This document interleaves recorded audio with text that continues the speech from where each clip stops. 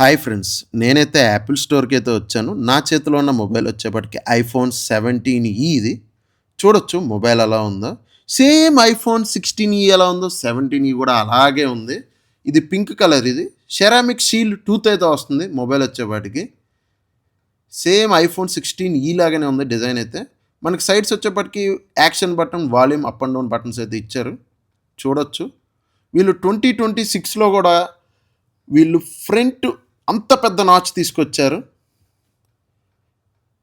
ఇది 256 జీబీతో అయితే వస్తుంది మొబైల్ వచ్చేపాటికి. కెమెరా క్వాలిటీ కూడా చూస్తాను ఎలా ఉందో. కెమెరా క్వాలిటీ కూడా బాగుంది ఫోన్ది. 48 మెగాపిక్సెల్తో అయితే వస్తుంది బ్యాక్ కెమెరా వచ్చేపాటికి.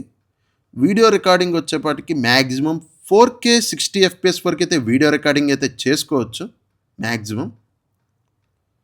ఫ్రంట్ కెమెరా కూడా చూస్తాను. ఫ్రంట్ నుంచి కూడా 4K 60 FPS వరకు అయితే వీడియో రికార్డింగ్ అయితే చేసుకోవచ్చు. ఫ్రంట్ కెమెరా వచ్చేప్పటికి 12 MP అయితే వస్తుంది కెమెరా.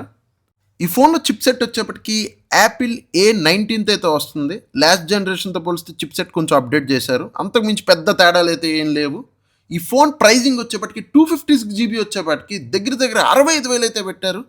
2,000 కార్డ్ డిస్కౌంట్ అయితే ఇచ్చారు. 63,000కి అయితే తీసుకొచ్చారు ఈ ఫోన్ వచ్చేవాటికి.